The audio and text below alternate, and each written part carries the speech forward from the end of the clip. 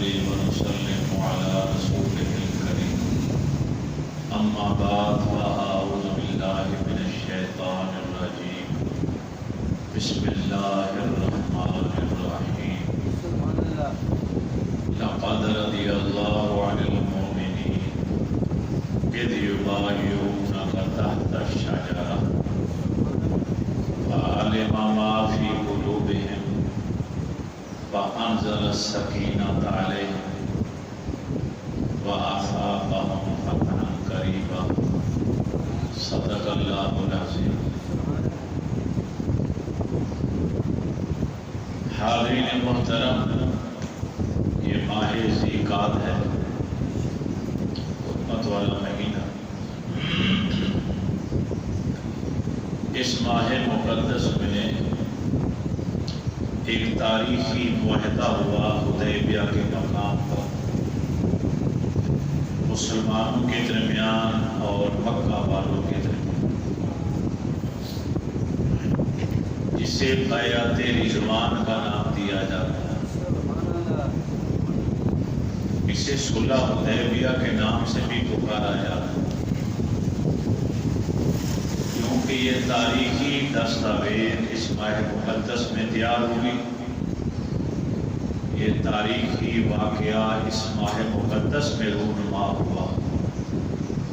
اسی نسبت کو سامنے رکھتے ہوئے آج ہماری تمام تر گفتگو بیعت رضوان سے متعلق ہو۔ جو آیات میں نے تلاوت کی ان کا مفہوم اور ترجمہ کچھ یوں ہے: لقد رضی اللہ عن المؤمنین، بے شک اللہ ایمان والوں سے راضی ہو گیا ہے۔ کون سے ایمان والے؟ اذ یبایعونک تحت الشجرہ،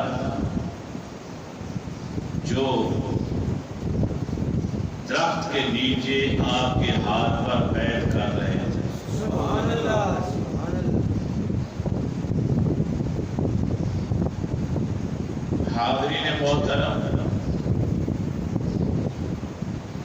قرآن پاک کی ان آیات پہ آپ غور و فکر کریں تو عجیب روحانی سکون محسوس ہوتا کہ ان آیات میں سیرت نبوی کے نادر پہلو بھی سامنے دکھائی دیتے ہیں۔ نبی کریم علیہ الصلوۃ والتسلیم کے پیارے فداکاروں اور جانثاروں کی بے مثال جرأت اور بہادری بھی دکھائی دیتی ہے، اور اہل مکہ کی شکست کے مناظر بھی دکھائی دیتے ہیں۔ ان آیات میں ایک ایک لفظ، ایک ایک حرف، بلکہ ایک ایک نقطہ ایسا ہے کہ جس کو پڑھیں، غور کریں تو ایمان کو جلا نصیب ہوتی ہے، ایمان کو حلاوت اور مٹھاس محسوس ہوتی ہے۔ واقعہ کچھ یوں پیش آیا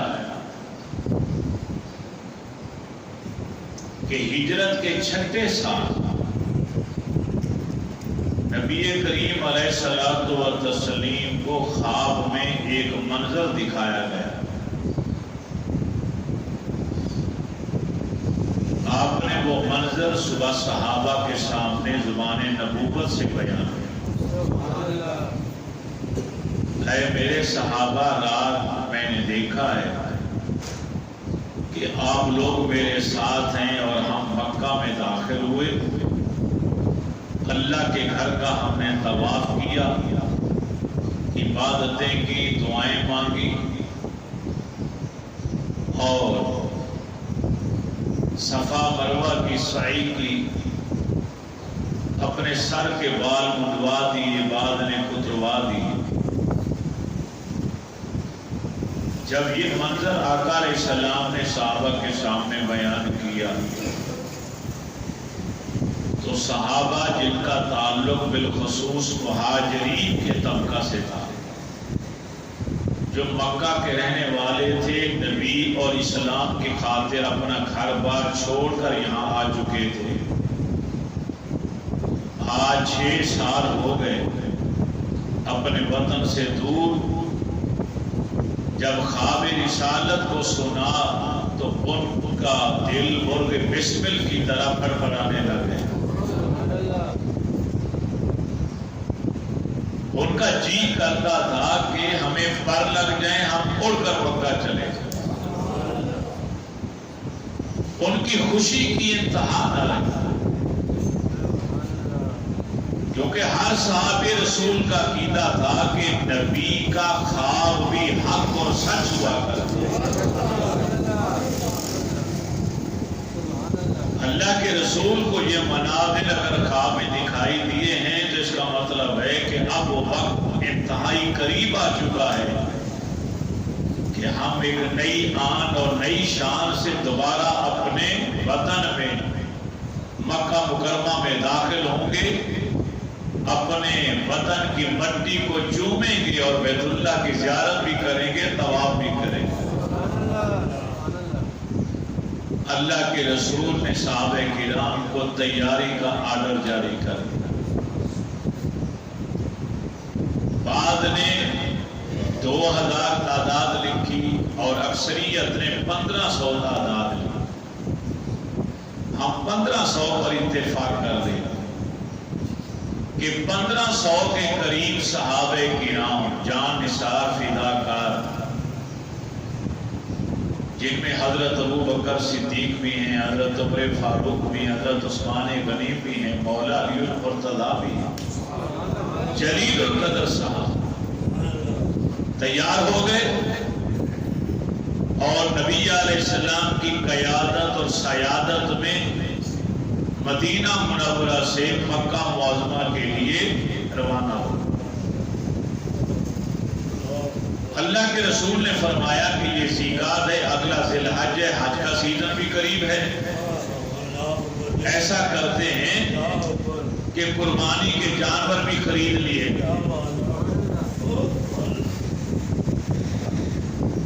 عرب کے اندر جو اونٹنی خوبصورت موٹی تازی ہوتی تھی، شائیہ جسے کہا جاتا تھا، جسے عام لوگ قربانی کے لیے ذبح نہیں کیا کرتے تھے، اللہ کے رسول نے وہ قیمتی جانور بھی ساتھ لیے۔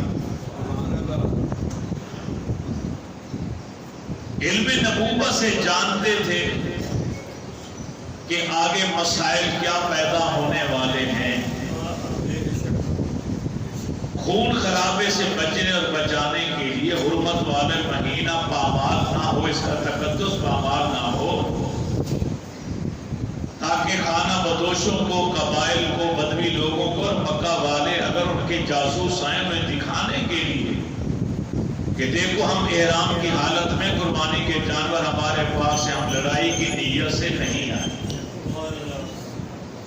ہماری نیت، ہمارا ارادہ خالصتاً بیت اللہ کی زیارت ہے، طواف ہے، عبادت ہے، اور حج کے موقع پر حج کرنا ہے، قربانی کرنی ہے، اس کے علاوہ ہماری کوئی نیت نہیں۔ اور اگر ہمارا ارادہ خون خرابے کا، جہاد کا، قتال کا ہوتا تو ہم اپنے ساتھ زیادہ لوگوں کو لے کر آتے اور اسلحہ بھی لے کر آتے۔ عرب کا دستور تھا کہ بغیر تلوار کے کوئی شخص نہیں پھرتا، تو تلواریں صرف ساتھ تھی، یہ ان کی شناخت تھی۔ آج بھی عرب والے جو اصلی عربی ہیں انہوں نے توپ داشے پہننے کے باوجود بھی خنجر یہاں پہ باندھا ہوا ہوتا، آج بھی مکہ مدینہ میں جو اصل عربی ہیں خنجر انہوں نے یہاں پہ لٹکایا ہوا ہوتا ہے، یہ ان کی پہچان ہے، یہ ان کی علامت ہے۔ نیت لڑائی جھگڑے کی نہیں ہوتی۔ چنانچہ مدینہ طیبہ سے 1500 کو دوسری صفات کا نورانی قافلہ چلتا چلتا جب ذوالحلیفہ پر پہنچا، میقات پر پہنچا، تو یہاں پر نبی علیہ السلام نے احرام باندھنے کا حکم دے دیا، صحابہ نے احرام باندھے عمرے کی نیت سے، اور پھر یہاں پر فرمایا جو آس پاس کے قبائل ہیں وہاں سے لوگوں کو اکٹھا کر کے لاؤ اور اپنے جانوروں کو سلیقہ لگا۔ قربانی کے جانور کو زمانہ جاہلیت میں ایک نشان لگا دیا جاتا تھا، ہلکا سا داغ دیا جاتا تھا، اس داغ کو دیکھ کر سمجھ جاتے تھے لوگ یہ جانور قربانی کے لیے، تاکہ آس پاس کے قبائل کو بھی پتہ چلے کہ مسلمان صرف قربانی کرنے کے لیے، حج کرنے کے لیے، عمرہ کرنے کے لیے اور عبادت کی ارادے سے آئے ہیں، خون خرابے کی نیت اور ارادہ ہے۔ کیا کہنے صحابہ کرام کے؟ صحابہ کرام کہتے ہیں کہ جب ہم نے احرام باندھا ہمارے دل کی کیفیت ہی بدل گئی۔ برسوں بعد یہ موقع نصیب ہو رہا ہے احرام باندھنے کا، مکہ میں داخل ہونے کا، اپنے ملک کی مٹی کو چومنے کا، ہر آنکھ اشک بار ہے، دل مچل رہا ہے اور زبان پر تلبیہ جاری ہو گئے۔ لبیک اللہم لبیک لبیک لا شریک لک لبیک ان الحمد والنعمت لک والملک لا شریک لک۔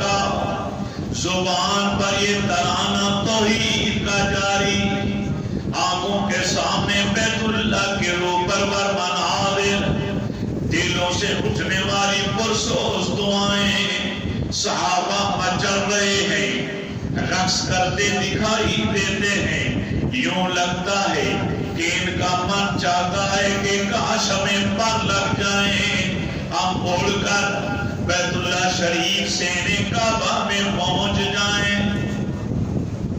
چلتے چلتے جب حدیبیہ کا مقام آیا، کریم آقا علیہ السلام کی سواری قصوہ نامی سواری اونٹنی ایک جگہ پر بیٹھ گئی۔ صحابہ کرام نے حل حل کہا، اسے اٹھنے کے لیے عربی میں اپنی آوازیں لگائیں، لیکن قصوہ نامی ارے بھورے رنگ کی اونٹنی نے اٹھنے کا نام ہی نہ لیا۔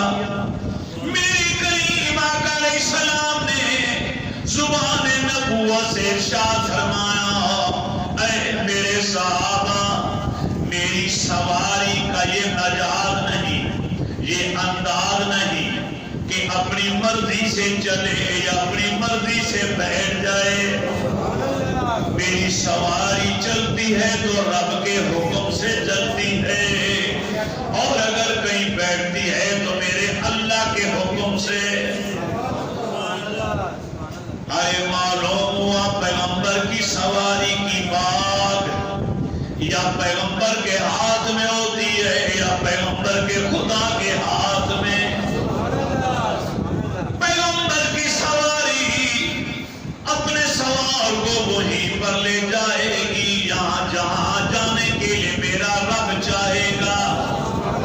حلیمہ کی سواری سوار کو وہاں تک لے گئی جہاں تک میرے رب نے چاہا۔ ہجرت کی رات صدیق اکبر اپنے کندھوں پر میرے نبی کو سوار کرتے ہیں، ہجرت والی یہ سواری بھی میرے رسول کو وہاں تک لے گئی جہاں تک میرے رب نے چاہا۔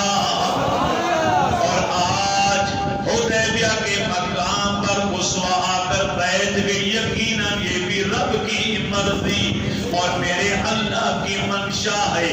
کریم آقا علیہ السلام نے سواری کو اشارہ کیا، چاہ دیا، سواری اٹھ کے کھڑی ہو گئی۔ چند قدم دور حدیبیہ کا کنواں تھا، اس کنویں کے قریب آ کر میرے رسول نے اونٹنی کو بیٹھنے کے لیے اشارہ کیا۔ ارے قصوہ بیٹھ گئی، صحابہ کو آڈر مل گیا، اپنے اپنے خیمے نصب کر دو۔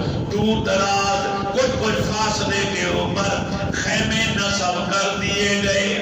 ارے سفر کر کے، سفر کی تھکان بھی ہے، موسم کی شدت بھی ہے، پیاس بھی لگی ہے، پانی کا نام و نشان نہیں، صحابہ بلک رہے ہیں، عرض کرتے ہیں آقا یہاں پر ہم نے قیام کر لیا، یہ تو سوکھی ہوئی زمین ہے، یہاں پر پانی کا نام و نشان نہیں، آگے چل کر کسی پانی والی جگہ پر ارے ٹھہراؤ کیا جائے۔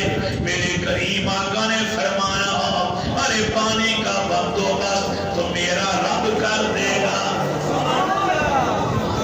اب یہاں پر 3 واقعات رونما ہوئے پانی کے۔ پہلا واقعہ پیش یہ آیا کہ تھوڑا سا پانی تھا چھاگل کے اندر، نبی علیہ السلام نے مجھ سے وضو فرمایا، صحابہ کرام کی ایک جماعت آئی کیا کرتے ہیں آقا بس یہی پانی ہے پورے قافلے کے پاس جس سے آپ وضو فرما رہے ہیں، اس کے علاوہ پانی کا نام و نشان نہیں۔ آپ نے وضو کر لیا، جب صحابہ کے جملے سنے اپنا دایاں ہاتھ چھاگل کے اوپر رکھا، آئے دیکھنے والوں نے دیکھا میرے نبی کی انگلی کے درمیان سے پانی کی نہریں جاری ہو گئی۔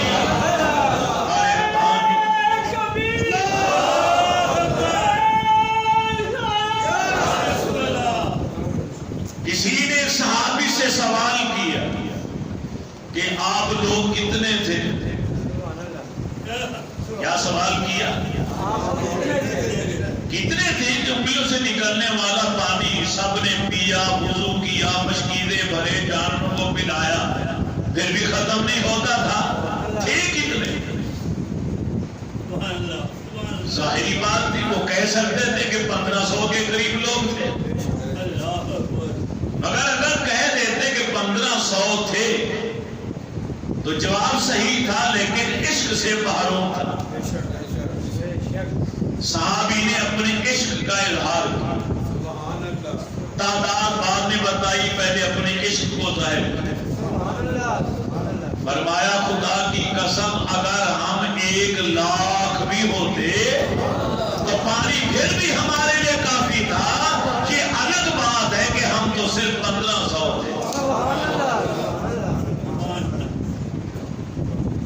اور دوسری نشانی، دوسرا معجزہ کیا ظاہر ہوا؟ ایک شخص تھا جس کو اللہ نے یہ ملکہ عطا کیا تھا کہ وہ زمین کو دیکھ کر کہہ سکتا تھا کہ یہاں پانی قریب ہے۔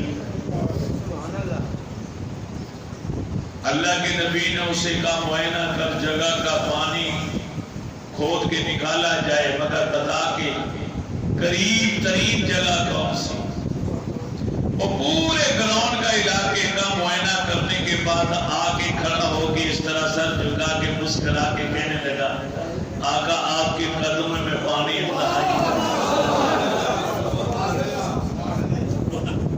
یہ رسول اللہ کے قدموں کی برکت تھی کہ جہاں آپ بیٹھ گئے آپ کے قدم مبارک آ گئے، وہ قدم جن قدموں کی نالین کے بوجھ سے عرش معلا لے وہاں میرے رب کی مشیت سے پانی فوراً اوپر آیا اور زمین کی سطح کے قریب آ گیا۔ چنانچہ اللہ کے نبی ایک طرف کو جگہ کو ہلکا سا کھودا تو پانی کا چشمہ نکلا۔ اور تیسرا معجزہ یہ ظاہر ہوا، وہ جو کنواں تھا ویران جس میں پانی تھا نہیں، اور ایک اولے کے تھوڑا سا پانی تھا، وہ استعمال ہونے کے بعد کنویں کا پانی ختم، میرے رسول نے اپنے ترکش سے ایک تیر نکالا، فرمایا اس کو کمان میں رکھ کے چلاؤ اور کنویں کے عین درمیان میں یہ گھر جائے۔ صحابہ کرام نے وہ تیر لیا، رسول اللہ کے ہاتھوں کا دیا ہوا جا کے کنویں کے اندر پھینکا، جہاں اس کی نوک پھل جا کے لگا وہیں سے پانی نکلا۔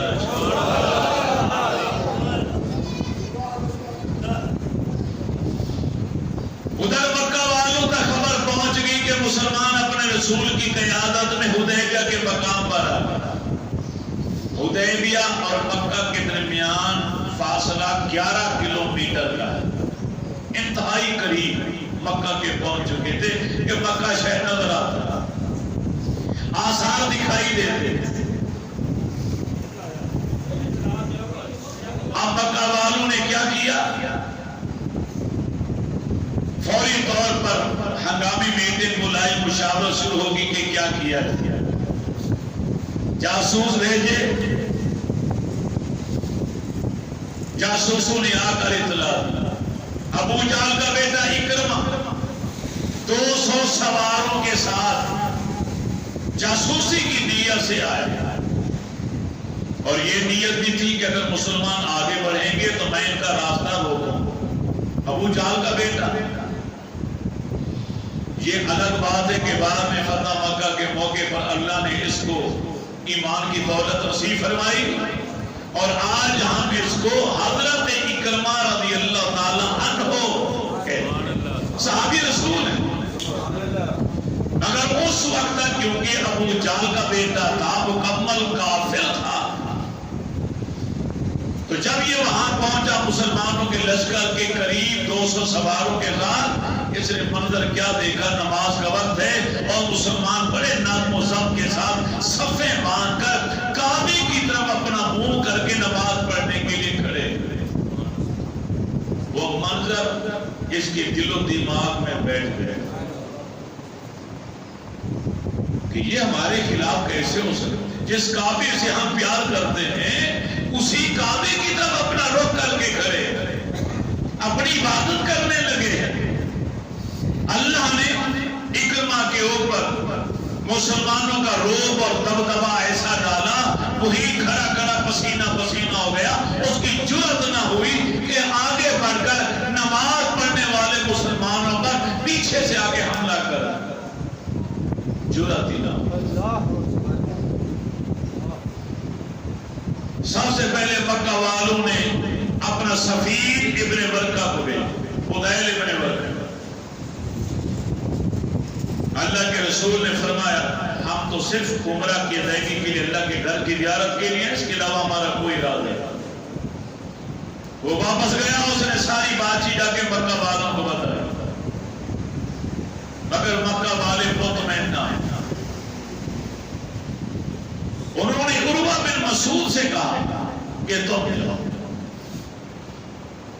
سقفی قبیلے سے تعلق تھا، اپنے قبیلے کے سربراہ تھے، صحرائی انسان تھے، طائف کے رہنے والے تھے، اپنا وطن چھوڑ کے مکہ کے رہائش اختیار کر لی، مالدار آدمی تھے، اور چند ہی دنوں میں پورے مکہ والوں کا دل جیت لیا۔ ہر آدمی کے دل عزیز بن گئے، نور نظر بن گئے، ہر آدمی عزت کی نگاہ سے دیکھتا تھا۔ لہذا متفقہ طور پر عروہ بن مسعود کو سفیر مکہ بنا کر حدیبیہ نبی علیہ السلام کے پاس بھیجا گیا۔ عروہ آیا،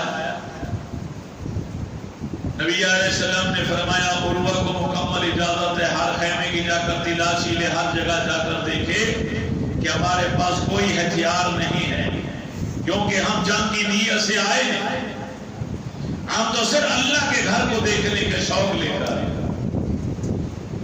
عروہ نے سب معائنہ کیا، دل کو سکون ہوا، اللہ کے نبی کے پاس بیٹھا ہے، گفتگو مذاکرات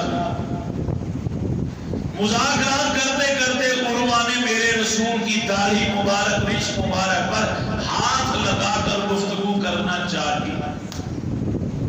ایک نوجوان صحابی مغیرہ بن شعبہ جو قریب ہی کھڑے تھے، انہوں نے خنجر کا دستہ اس کے ہاتھ کے اوپر مار کے ہاتھ الگ کر دیا۔ میں پیچھے کا ہاتھ تو کافر مشرک ناپاک ہے اور میرے رسول کی داڑھی پاک ہے،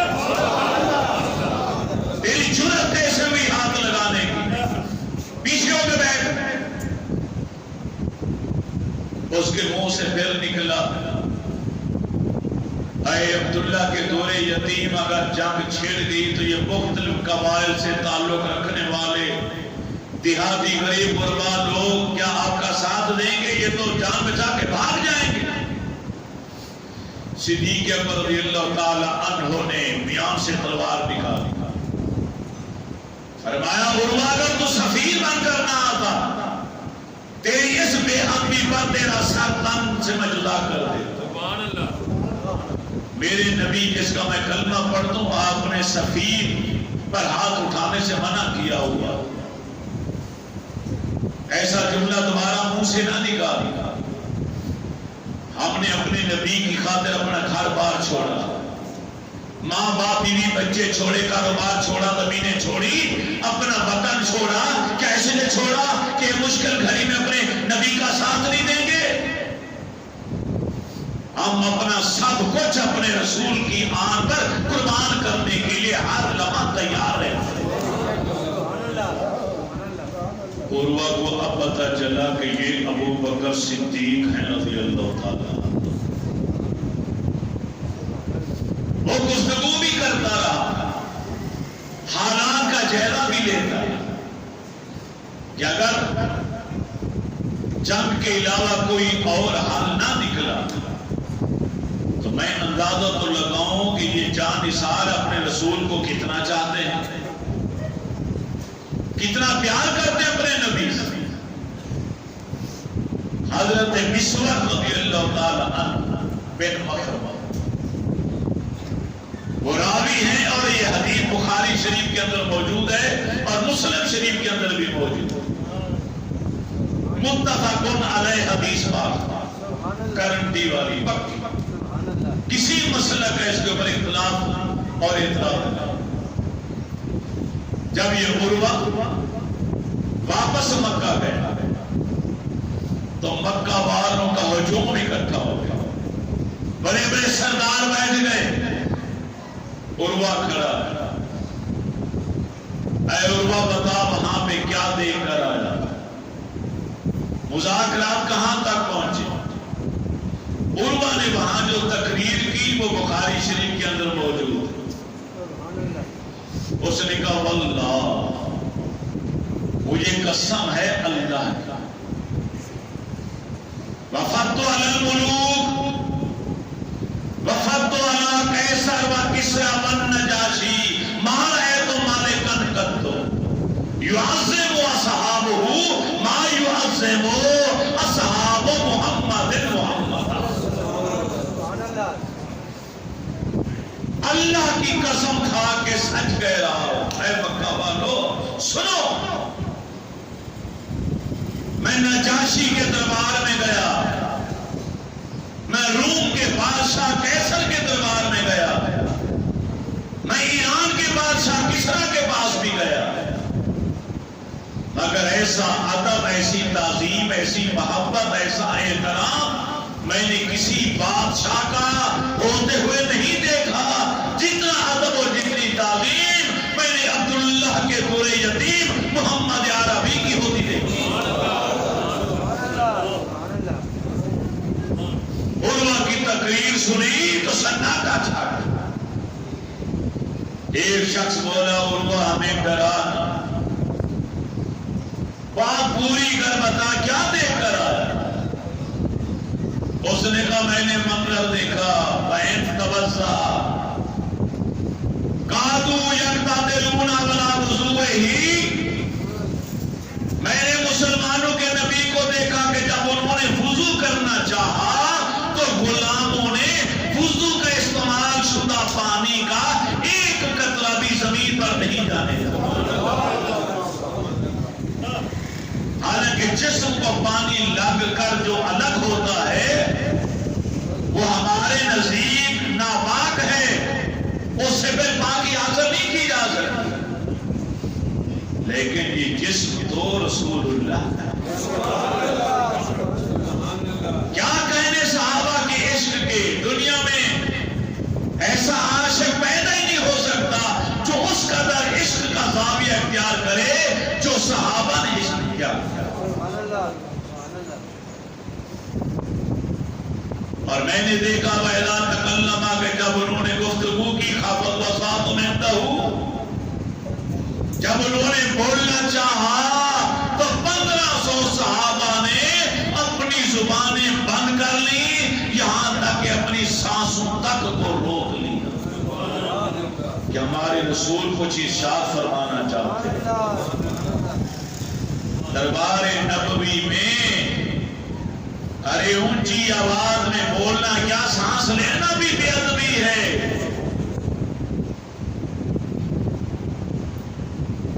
عروہ نے پھر ایک جملہ بولا وَإِن تَنِخَّمَ نُخَامَةً إِلَّا وَاقَعَتْ فِي كَفِّ رَجُلٍ مِّنْهُمْ. ارے مکہ والوں سنو، یہ منظر جو میں اپنی آنکھوں سے دیکھ کر آیا ہوں کہ مسلمانوں کے رسول نے اپنا لعاب دان پھینکا مگر صحابہ نے زمین پر نہیں جانے دیا، آگے دوڑے اس کو حاصل کرنے کے لیے. وہ کسی نہ کسی عاشق کی ہاتھوں ہتھیلیوں پر دالکا بہا وجہہ وجسم وجلد، جس کے ہاتھوں پر آئے اس نے ہاتھوں پر مل کر اپنے چہرے اور اپنے جسم. ارے مجھے لا کر دکھاؤ کوئی ایسا عاشق. آپ لوگوں میں سے بھی کئی ہوں گے جو کہتے ہوں کہ میری ماں مجھ سے بڑا پیار کرتی ہے، میرا باپ مجھ سے بڑا پیار کرتا ہے، میری بیوی بے پناہ محبت کرتی ہے، میری اولاد مجھ سے بے پناہ پیار کرتی ہے. کبھی ان کے سامنے اپنا کھنگار پھینکو اور دیکھو کہ وہی پیار کرنے والی بیوی یا وہ ماں باپ کبھی وہ تمہارا کھنگار اپنے ہاتھوں پہ لے کر چہرے کی زینت بناتے ہیں؟ نہیں بنائے. کراہت آئے. یہ لعاب دان رسول مکرم ہے کہ صحابہ نے دنیا پر مثال قائم کر کہ جو عشق، جو محبت، جو پیار، جو چاہ صحابہ نے کر دکھائی، کائنات میں ایسا پیار کوئی کر ہی نہیں سکتا. وہ دن صحابہ کے لیے بڑی عید کا دن ہوا کرتا تھا کہ جب رسول اللہ اپنا لعاب سالن ہنڈیا میں ملا دیتے یا آٹے کے اندر ملا دیتے. حضرت جابر نے جب دعوت کی اپنے گھر کے اوپر، سینکڑوں لوگ تھے کھانے والے. ایک بکری کا بچہ تھا جو ذبح کیا، تھوڑا سا آٹا تھا 3 کلو کے لگ بھگ، 1 سا 1.5 سا، 1 سا 3 کلو ہوتا. دیکھا کہ اللہ کے نبی نے پیٹ پر پتھر باندھا ہوا، 2 پتھر باندھ رکھے. صحابہ نے پتھر باندھ رکھے، کھانے کے لیے کچھ نہیں. کئی روز ہو گئے کچھ نہیں کھایا پیا. جابر سے نہ رہا گیا، سیدھا دوڑے اپنے گھر آئے، اپنی بیوی سے کہا فوری طور پر بتا کھانے پینے کا انتظام کرنا ہے. اللہ کے رسول 3 دن ہو گئے کچھ نہیں کھایا پیا اور پیٹ پر پتھر باندھے ہوئے. نیک بیوی نے کہا کچھ آتا ہے میں گھونگ لیتی ہوں، تم ایسا کرو کہ بکری کا بچہ کھڑا ہے، اس کو ذبح کرو، گوشت بناؤ اور اس کا سالن بنا دیتے ہیں. جہاں کہ اللہ کے نبی سے کہہ دو کہ آپ بھی آ جائیں اور چند اپنے رفقائے کار کو بھی ساتھ لیں. حضرت جابر نے آ کے کان میں عرض کی یا رسول اللہ صلی اللہ علیہ وسلم، اے میرے کریم آقا، آپ کی یہ حالت مجھ سے برداشت نہ ہوئی. میں نے گھر کا جائزہ لیا، 1 سا آٹا بھی مل گیا، بکری کا بچہ بھی مل گیا. میری اہلیہ کھانا تیار کر رہی ہے. آقا آپ بھی تشریف لے آئیے، چند احباب کو بھی اپنے ساتھ لے کر آئیے. سیدہ آمنہ کے لال نے جب جابر کا جملہ سنا تو باآواز بلند اعلان کر دیا، اے خندہ کھودنے والوں، ارے کام کاج کی چھٹی کرو اور جابر کے گھر سارے کے سارے چلتے ہیں. اس نے کھانے کا اہتمام کیا ہے، آج پیٹ بھر کر کھانا کھائیں گے. حضرت جابر دوڑے سیدھا الٹے پاؤں گھر پہنچے، ہانپتے کانپتے پسینہ پسینہ. اہلیہ نے پوچھا کیا ہوا؟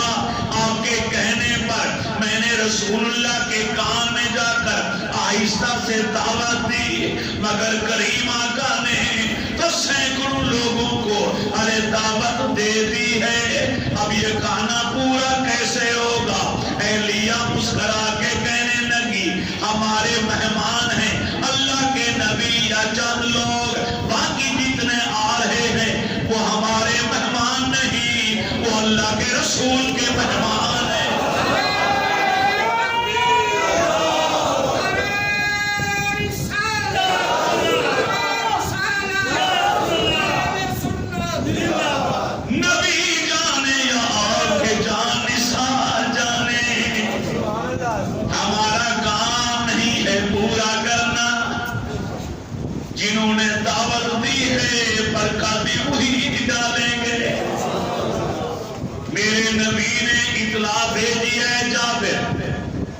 ہڈیا سے ڈھکن نہ اٹھانا جب تک میں نہ آ جاؤں، ارے آٹے کے اوپر چادر ڈال دینا، روٹیاں نہیں پکانی جب تک میں نہ آ جاؤں۔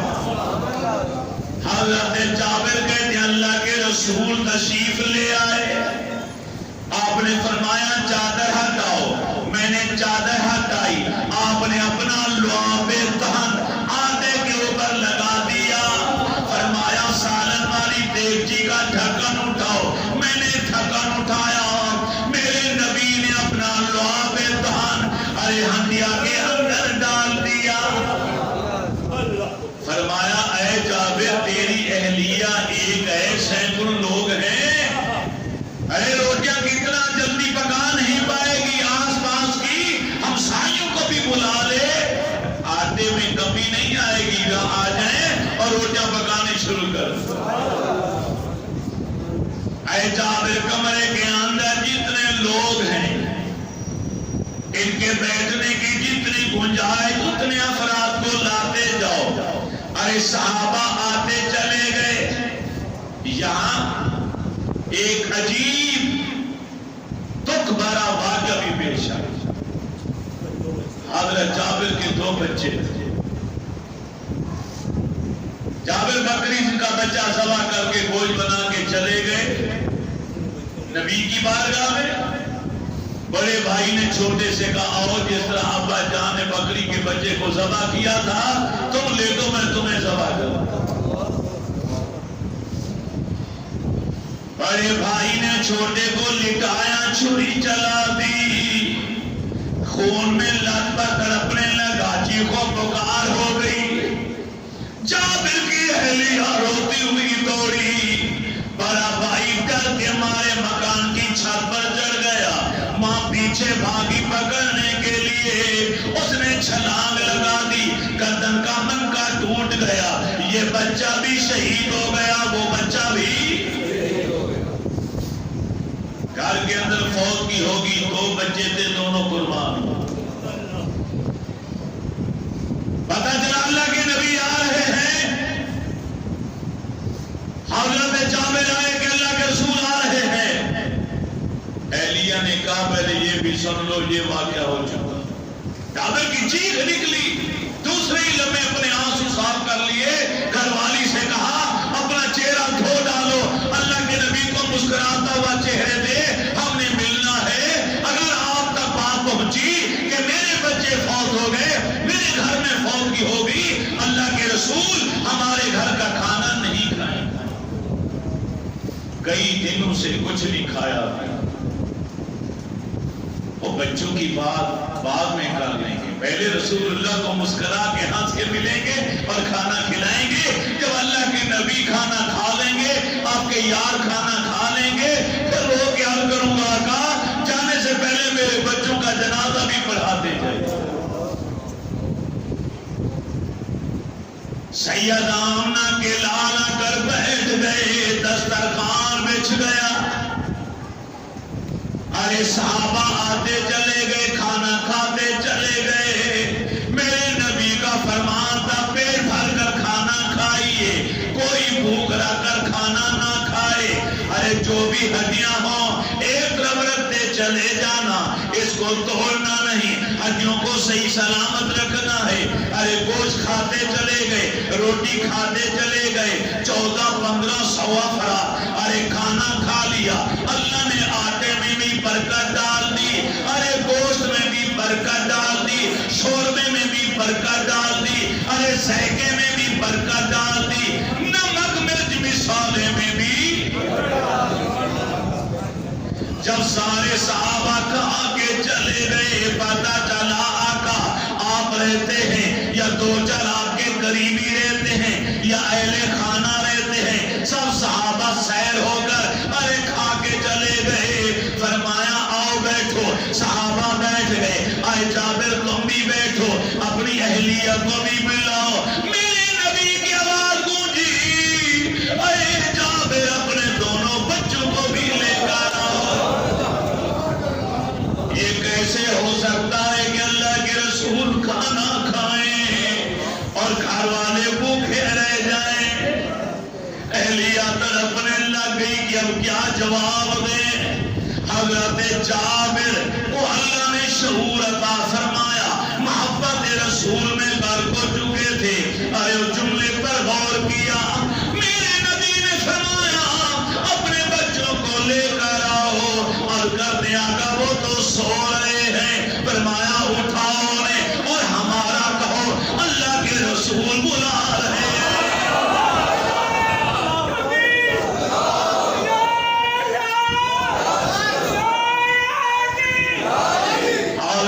جابر سمجھ گئے کہ یہ وقت ہے معجزے کے ظاہر ہونے کا. آج میرا مقدر, میرا نصیب جاگ اٹھا. اب گھبرانے کی ضرورت نہیں ہے.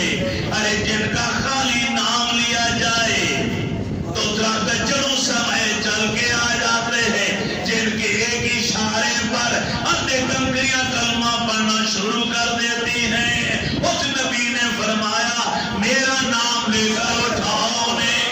ارے چادر دونوں بچوں کے اوپر پڑی ہے, ایک کونا پکڑا. حضرت جابر کے پاس اٹھو میرے لگتے جگر, اے میرے دل فرزندو, میرے جگر کے ٹکڑوں اٹھو, اللہ کے رسول بلا رہے ہیں. ادھر جابر نے چادر اٹھائی, ادھر دونوں بچے میرے رسول کا کلمہ پڑھتے ہوئے اٹھ کے بیٹھ گئے. میرے نبی کی بارگاہ میں آئے, آگے کھانا کھایا. اللہ کے رسول کے دائیں جانب ایک بیٹا, بائیں جانب دوسرا ہے. خوشی کے انتہا نہیں ہے. جب کھانا کھا لیا میرے نبی نے دعا فرمائی. دعا فرمانے کے ساتھ ہی فرمایا یہ ساری ہڈیاں یہاں چادر کے اندر جمع کر دو. ساری ہڈیوں کا ڈھیر لگ گیا. آپ نے ایک کونا پکڑا, دوسرا کونا پکڑا, تیسرا کونا پکڑا, چوتھا کونا پکڑ کر آپ نے اشارہ کر کے ایسے کیا, وہ بکری کا بچہ بھی زندہ ہو گیا.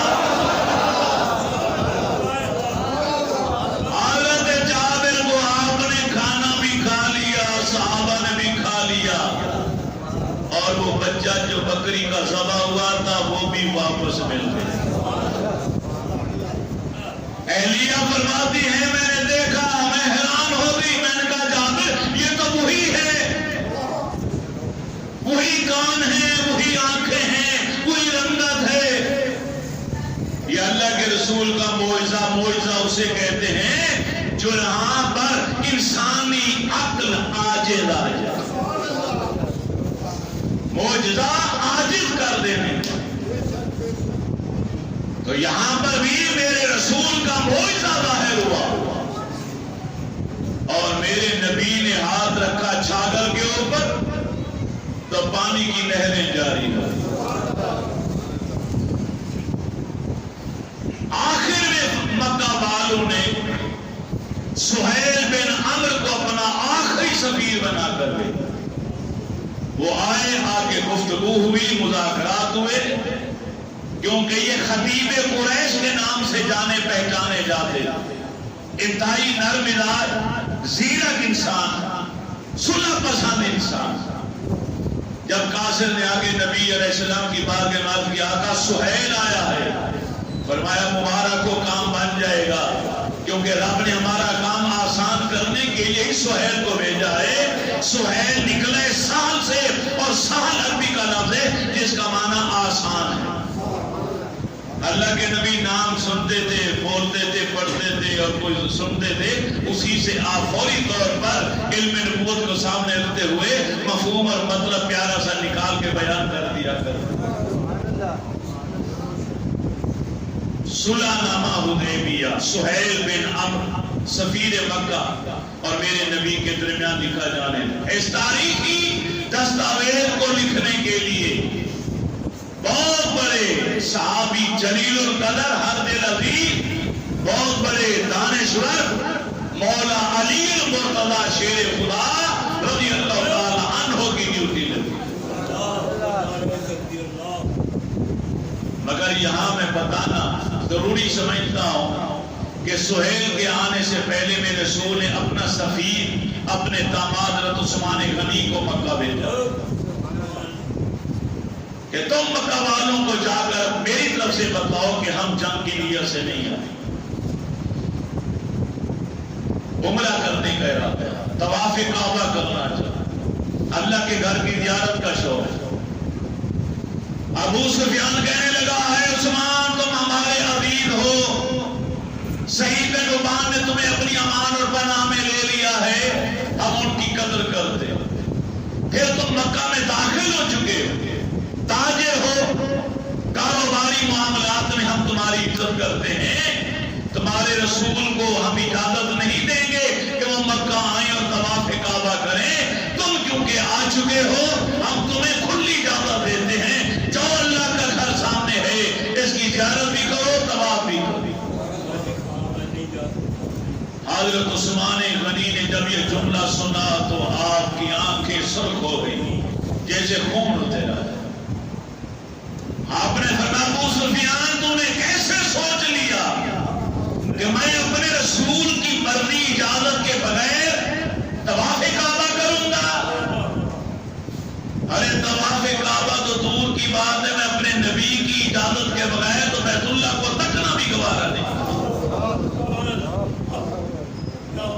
ادھر بعض لوگوں کے منہ سے نکلا عثمان کتنے اچھے خوش نصیب ہیں، ہم لوگ یہاں روک دیے گئے اور عثمان مکہ پہنچ گیا، وہ تو عمرہ کر رہا ہوگا. میرے نبی کے کانوں تک بات پہنچی، آپ نے فرمایا یہ کیسے ہو سکتا ہے کہ عثمان ہمارے بغیر طواف کعبہ کرے؟ کسی نے خبر اڑا دی کہ عثمان کو گرفتار کر لیا گیا، شہید کر دیا گیا. گرفتاری ہوئی، آپ کو کمرے میں بند کر دیا گیا، ساتھیوں کو بند کر دیا گیا. حق کے لیے قید ہونا یہ انبیاء کی سنت، حق کی خاطر قید ہونا یوسف علیہ السلام کی سنت. شیب بھی طالب خانڈی میں 3.25 سال میرے نبی صحابہ کے ساتھ، اما خدیجہ الکبریٰ کے ساتھ آپ محاصرے کے اندر قید و بند کی صورتیں برداشت کرتے ہیں. علماء حق کی سنت. حضرت عثمان قید ہو گئے اور یہاں اطلاع ملی کہ آپ کو شہید کر دیا گیا. امام الانبیاء ایک درخت کے نیچے بیٹھ گئے اور میں آؤ میرے صحابہ میرے ہاتھ پر بیعت کرو آج کہ اپنی جانیں نچھاور کر دیں گے مگر خون عثمان کا بدلہ لیے بغیر یہاں سے واپس نہیں جائیں گے. واہ عثمان غنی تیری شان کے کیا تیرا خون اتنا قیمتی کہ رسول اللہ صلی اللہ علیہ وسلم 1500 کے قریب صحابہ کو قربان کرنے کے لیے تیار ہو گئے. ایک طرف عثمان غنی ہے، ایک طرف 1500 صحابہ ہیں. عثمان کی خاطر صدیق کر سکتے ہیں، عمر کر سکتے ہیں، علی کر سکتے ہیں. 1500 کے 1500 صحابہ مرنے کے لیے تیار ہیں، مگر اللہ کا نبی خون عثمان کا بدلہ لیے بغیر واپس جانے کے لیے تیار نہیں. سب سے پہلے جو نوجوان اٹھا سنان نامی، اس نے عرض کیا آقا میرا دل پسند کرے نہ کرے، میرا دل مانے نہ مانے، میں نے آپ کا کلمہ پڑھا پر ایمان لایا ہوں،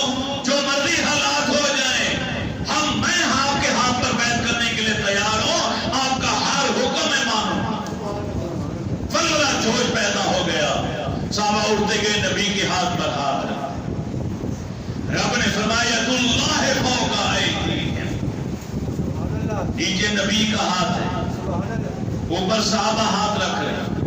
اللہ فرماتے ہیں ان سب کے اوپر میرا ہاتھ، ید اللہ، اللہ کا ہاتھ ہے۔ منظر کیا پیش آیا؟ اوپر سے رب کا ہاتھ، نیچے سے رسول کا ہاتھ، درمیان میں صحابہ کے ہاتھ آ گئے۔ صحابہ کا ہاتھ یا خدا کے ہاتھ میں ہے یا نبی کے ہاتھ میں ہے۔ میرا میدان و ایمان پکار اٹھتا ہے، جب تک یہ صحابہ جنت میں پہنچ نہیں جاتے ان کا ہاتھ نہ خدا چھوڑے گا نہ خدا کا رسول چھوڑے گا۔ ٹائم نہیں بیٹا، بعد میں اطلاع ملی کہ اللہ کے فضل و کرم سے عثمان غنی زندہ حیات ہیں، صرف ان کو کمرے میں بند کر دیا گیا۔ اللہ کے رسول نے اپنا یہ ہاتھ اٹھایا، فرمایا صحابہ یہ میرا ہاتھ ہے اور یہ میرا ہاتھ آج کے بعد عثمان کا ہاتھ ہے۔ میں عثمان کی طرف سے بھی بیعت کرتا ہوں۔ ہاتھ نبی کا ہے مگر نمائندہ عثمان کا بنا دیا گیا، اور کیوں نہ بنتا؟ کیونکہ عثمان بھی تو نبی کا نمائندہ بن کر مکہ گیا ہے۔ عثمان غنی بھی تو اللہ کے رسول کے نمائندہ بن کر مکہ میں داخل ہوئے۔ آج عثمان غنی کو اللہ نے یہ عزت عطا فرمائی کہ نبی نے اپنے ہاتھ کو عثمان کا ہاتھ قرار دیا۔ اے علی لکھو، علی نے کیا لکھا؟ مولا علی نے بسم اللہ الرحمن الرحیم۔ سہیل بول پڑا، ہم نہیں جانتے رحمان کو، نہیں جانتے رحیم کو، عرب کے دستور کے مطابق لکھا جائے بسمک اللہم۔ میرے رسول مسکرا دیے، فرمایا علی اللہم بھی وہی ہے، رحمان اور رحیم بھی وہی ہے، کوئی فرق نہیں پڑتا، اللہم لکھنے بسمک اللہم۔ مولا علی شیر خدا نے لکھا بسمک، آگے آگے لکھا اللہم۔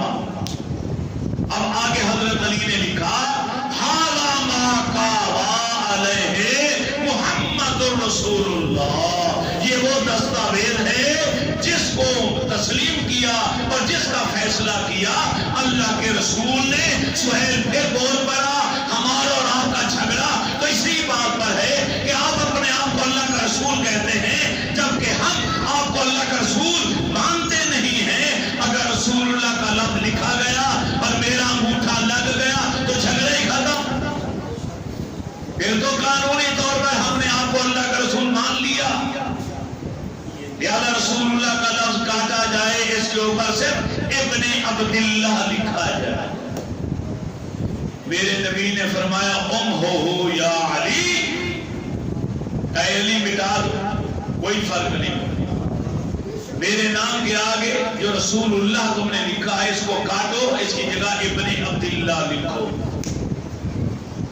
کاغذ بھی ہے، قلم بھی ہے، دوات بھی ہے، نبی کا حکم بھی ہے۔ حضرت علی نے کاغذ قلم دوات نہیں رکھا، نبی کا حکم سنا، اٹھ کے کھڑے ہو گئے، یا رسول اللہ یہ کام کسی اور سے کروا لیں، یہ کام میں نہیں کر سکتا۔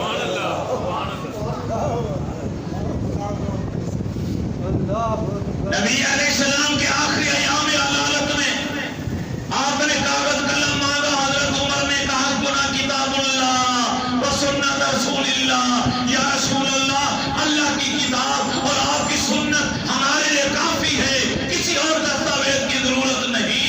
اللہ کے نبی خاموش ہو گئے۔ پھر وصال مبارک تک بقیہ دنوں میں دوبارہ نہ کاغذ مانگا نہ قلم مانگا۔ آج ناقد تنقید کرتا ہے حضرت عمر پر کہ اللہ کے رسول نے کاغذ قلم مانگا، عمر نے نہیں دیا، اس سے بڑھ کر گستاخی کیا ہوگی؟ میں پوچھتا ہوں حدیبیہ کے مقام پر جہاں نبی کا حکم بھی ہے، کاغذ بھی ہے، قلم بھی ہے، دوات بھی ہے، مولا علی نے انکار کیسے کر دیا؟ اس انکار کو بے ادبی نہیں کہا جاتا، اس ایک انکار پر سینکڑوں اقرار قربان۔ عشق کا امتحان تھا، یہاں مولا علی کا امتحان تھا، وہاں حضرت عمر کا امتحان تھا۔ میرے نبی دیکھنا چاہتے تھے کہ جن پودوں کو میں نے اپنا خون جگر دے کر سیراب کیا اور بڑا پودا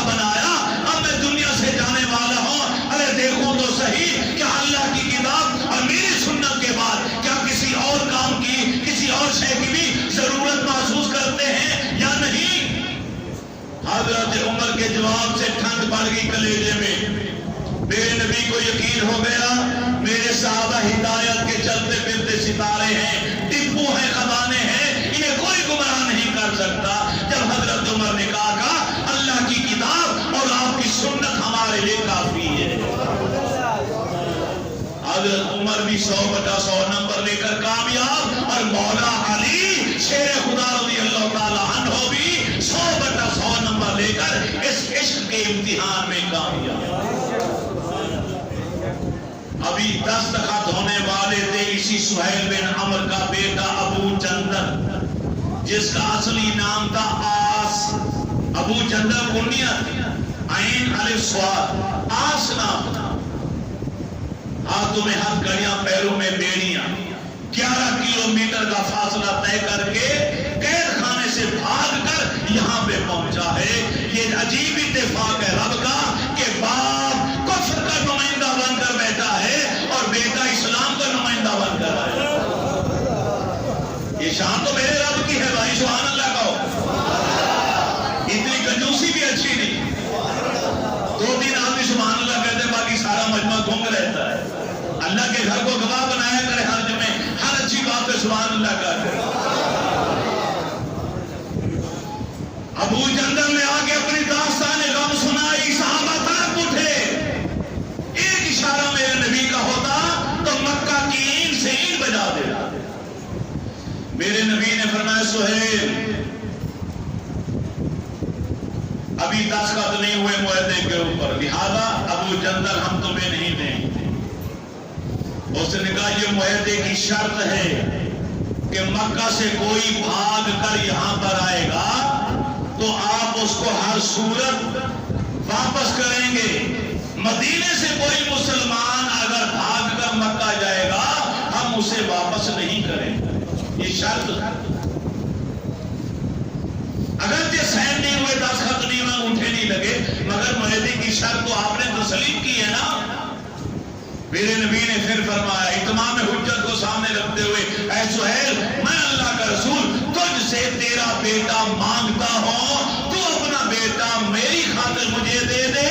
میں اللہ کے نام کی قسم کھا کے کہتا ہوں اس کو ہمیشہ اپنا بیٹا بنا کے رکھو. سہیل پھر بھی نہ مانا.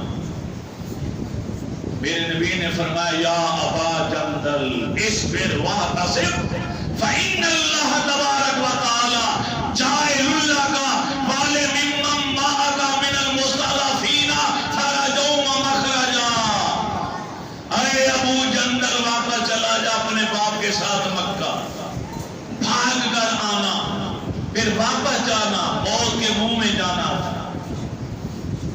پہلے سے زیادہ ہلاکت، تباہی و بربادی تھی، مگر میرے نبی کا حکم آیا ابو جندل کی اطاعت اور فرما برداری پر قربان جاؤ. جانتے تھے اب زیادہ ظلم ہوگا، پھر بھی عرض کرتے ہیں آقا اگر آپ کا حکم ہے تو میں ضرور جاؤں، خواہ مجھے شہید کیوں نہ کر دیا. میرے نبی نے فرمایا ان اللہ جاعل لک، اللہ تعالیٰ تیرے لیے اور کمزور لوگ جو مکہ میں ہیں ان کے لیے نکلنے کا کوئی راستہ ضرور بنا دے گا. یہ جملہ سنا ابو جندل اندر سے خوش ہو گیا کہ اب مجھے کچھ نہیں ہوگا، ضرور میری رہائی کا بندوبست ہوگا اور میں نکلوں گا یہاں سے. پورا گھرانہ کفر کا ہے، ساری رات گھوڑے پر سائے جا رہے، زخموں سے چور ہے، بار مارتا پیٹتا واپس لے. 19 سال اس بچے نے قید میں گزارے. دین پر چلنا کوئی آسان ہے؟ ہمیں تو آزمایا ہی نہیں گیا بھائی. تم تو رب کا جتنا شکر ادا کرو کم ہے. کیا تم صحابہ کی برابری کر پاؤ گے؟ 19 سال قید میں گزارے حضرت ابو جندل نے. واپس جب گیا تو من میں آیا باپ نے کیا کیا، دروازہ بند کر کے دروازے کے آگے پہرے دار بٹھا دیا. ابو جندل نے اس کو تبلیغ شروع کر دی، قرآن سنانا شروع کیا. 2 دن بعد اس نے کلمہ پڑھا، اس کو بھی کمرے میں بند کر دیا گیا. پھر دونوں نے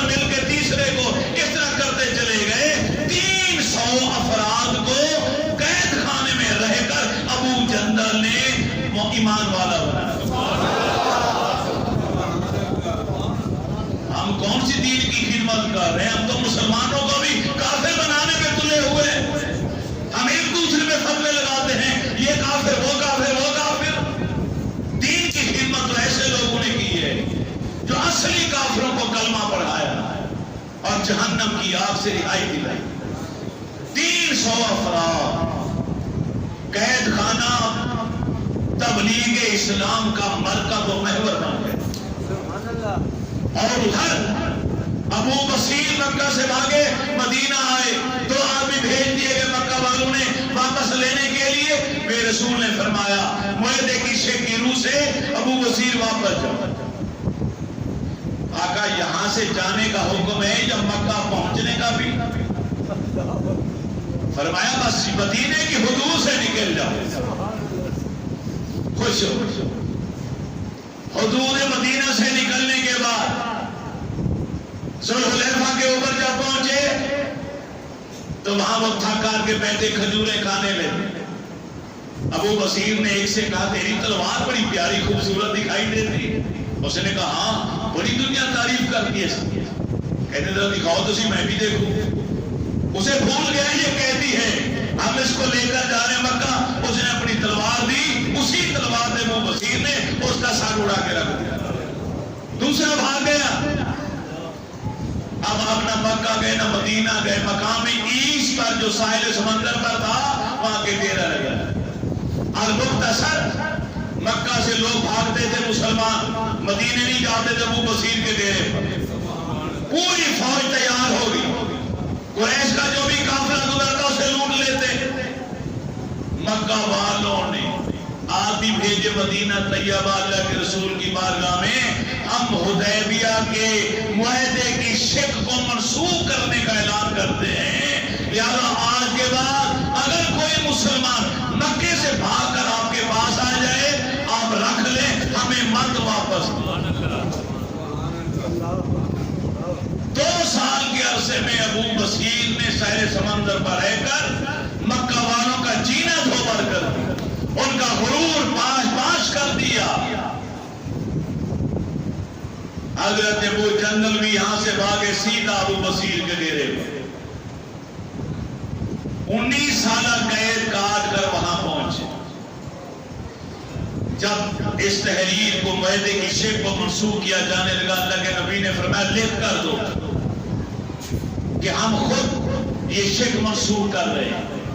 انہوں نے لکھ کر دی تاکہ ثبوت رہے ہمارے پاس۔ آپ نے گرامی نامہ لکھا ابو بصیر کے نام، اے ابو بصیر تم اور تمہارے رفقا مدینے واپس آ جاؤ، تمہیں خوش آمدید کہا جائے گا، مرحبا کہا جائے گا تمہیں۔ جو کاس سے دیے مقام عیس پر عین یہ سواد وہاں پہنچا تو اس وقت ابو بصیر زندگی کی آخری سانسیں لے رہے ہیں، زندگی اور موت کی کشمکش۔ قاصد نے اندر جا کے بتایا کہ اللہ کے نبی کا قاصد آیا ہے خط لے کر، اشاروں میں کہا جلدی لے مجھے پڑھ کر سنا۔ پڑھ کر سنایا گیا، وہی خط پڑھ کے سنایا گیا، بس سنتے اشارہ کیا مجھے دو، وہ خط لیا اور چوم کی آنکھوں پہ لگایا اور روح پرواز کر۔ حضرت ابو دنجر رضی اللہ تعالی عنہ نے آپ کی نماز جنازہ پڑھائی اور ساحل سمندر پر مقام عیس پر آپ کی تدفین کا عمل مکمل کیا گیا۔ خدا رحمت کند این عاشقان باغ دینت را، اللہ تعالیٰ کی کروڑ کروڑ رحمتیں برتنے نازل ہوں۔ لقد رضی اللہ عن المؤمنین اذ یبایعونک تحت الشجرہ فعلم ما فی قلوبہم، اے ایمان والو جنہوں نے درخت کے نیچے نبی کے ہاتھوں میں ہاتھ دے کر بیعت کی تھی، رے سنو اللہ تم سے راضی ہو گیا، اللہ نے اپنی رضا کا سرٹیفکیٹ ڈگری جاری کر دی۔ کتنے خوش نصیب تھے صحابہ، موت بعد میں آئے گی، رب کے راضی ہونے کا سرٹیفکیٹ پہلے مل گیا، جنت پہلے مل گئی، اور یہ سرٹیفکیٹ جلد بازی میں نہیں دیا گیا۔ قرآن کے لفظوں پہ غور کریں، فَعَلِمَ مَا فِي قُلُوبِهِمْ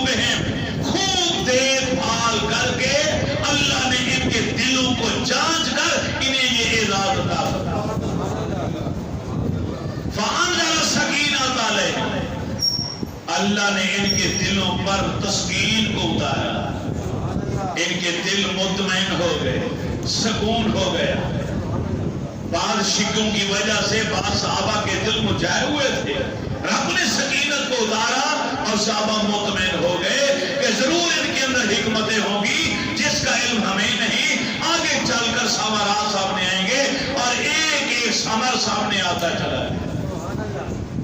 آخری جملہ بول دیتا ہوں کہ جس درخت کے نیچے اللہ کے رسول نے بیٹھ کر بیعت کی، رب کو وہ درخت بھی اتنا پسند آیا کہ اس کا ذکر قرآن کے اندر کر